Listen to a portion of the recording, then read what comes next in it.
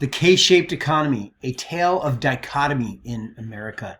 How's it going, everyone? My name is John Howard, and in this video today, I'm going to talk about this very subject of the K-shaped economy and what it is and what it means for America and the spending. I actually been doing a lot of my videos, on real estate in the last bunch of videos, but I also talk about other things like investing, adventure travel, or active living. I'm also a proud dad, but this today is more about the economy, right? Which also videos on that too.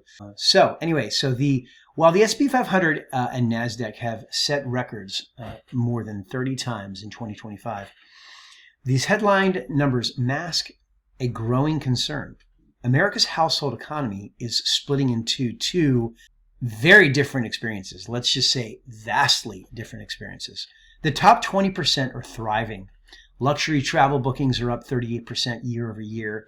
High-end real estate agents report robust demand for $7 to $15 million property. Their portfolios benefit from soaring stock markets, and they have the assets to weather any storm.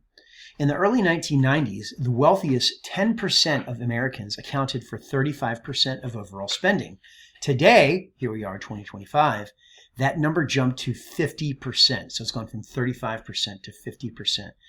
Half of all consumer spending now depends on just the top 10% of households, those earning roughly $250,000 or more.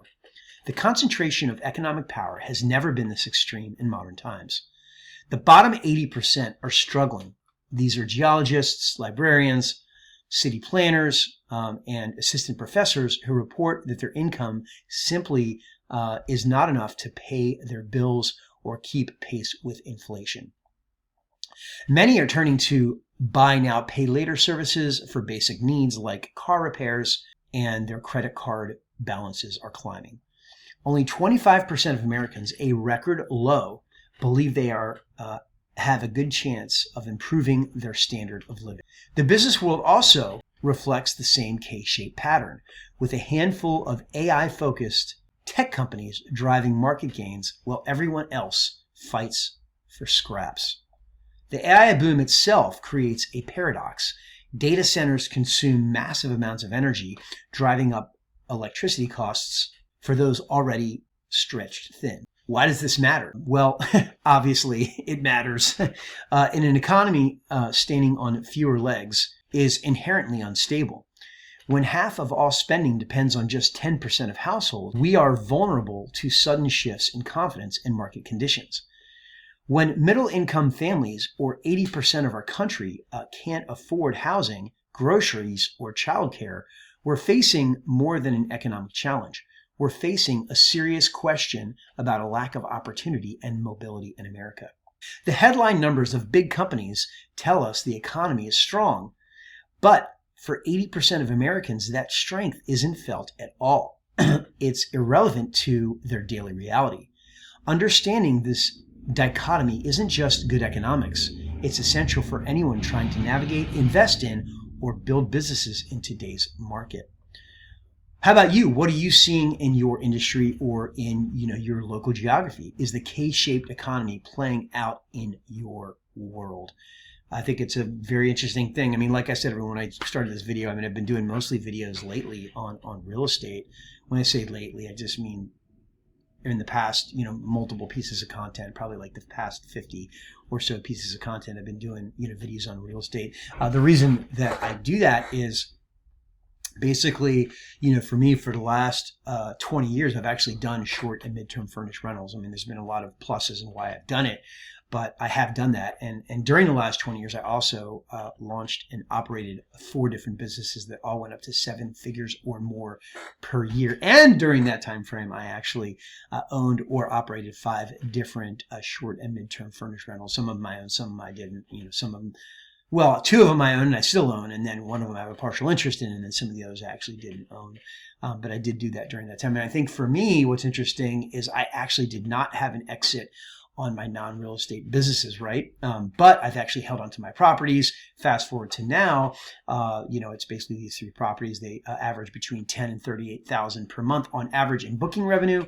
And there's usually multiple months in a year where that booking revenue is actually over 20,000 per month, and then the actual the value. I mean, they're here in Southern California, so the value is about $3 million for all of them, and I was able to refinance into 2.875 30-year fixed mortgages during the pandemic. So I'm very grateful for that, and it's been pretty much a sure thing, right? So whereas business is the big thing, of course, if you can do an exit, those don't always happen, but investment property is the sure thing. I mean, it's in that real estate goes up over time. I mean, if you actually look at for the last 150 years, I mean, it always goes up, right?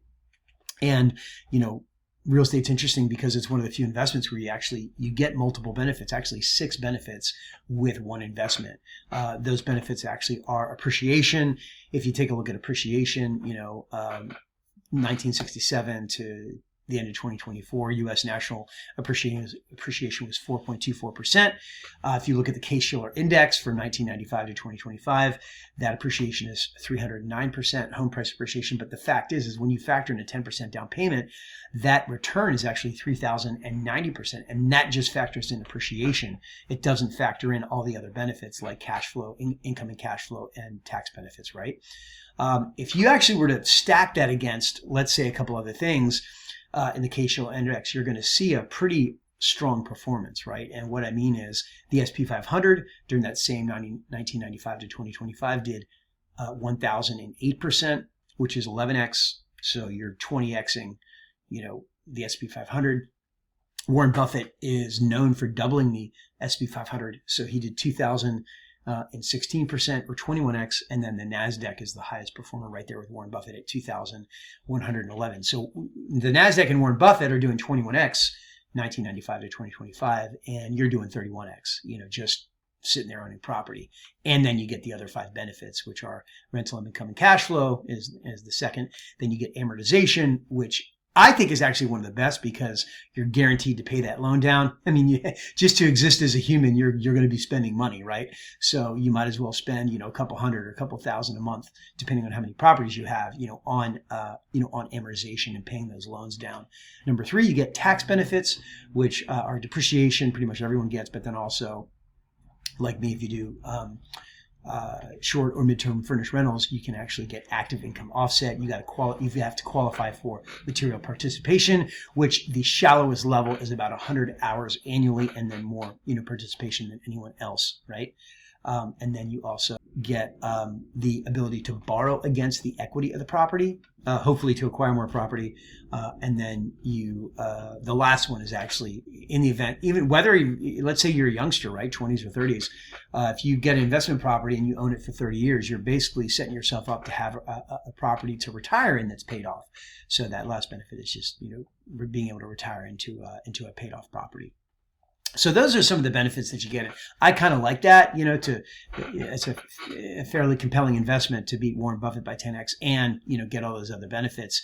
And it's actually worked out for me. Like I said, I've given you some of the information in terms of, how it's worked out for me and why I stuck with them. And I'm glad I actually held on to my portfolio. Here we are. It's, pretty much the end of 25, and we're going to have to see what happens with real estate values. And if you actually think about the K-shaped economy, it's kind of rather concerning to think about what's really going on with all that. But that's what it is, the K-shaped economy nonetheless. Anybody, if you like this video, you could consider giving the video a like. You could also consider subscribing to the channel. If you like the sound of what I described related to real estate investing, I'm going to have some links in the description area of the video. I have something called the SMTR Launch Kit. Stands for short medium-term rentals or midterm rentals, and it's very, very basic kit. I mean, it's almost 100 pages, but it's still very inexpensive. It's only $9 right now, and then also I have some very inexpensive email coaching. If that's again, if you're interested in getting into real estate investing, and you're interested in speaking with someone or working with someone that might be able to kind of hold your hand through the process. On the other hand, if you're not interested in real estate and you know someone that is, you could go ahead and forward them this video. And like I said, I'm going to be doing other videos, other videos on investing, and then also active living, and I'm a proud dad, so maybe dad stuff, but also maybe stuff on the economy. The K-shaped thing is really fascinating to me. The fact that here we are, fast forward to 2025, I mean, markets are going crazy. People are getting, more and more wealthy off that. And it's really the top 10% of the people that are driving half of the spending. It's a pretty shocking number to me. Tell me what you think. You could put your comments, put your what you think in the comments area. Thank you very much.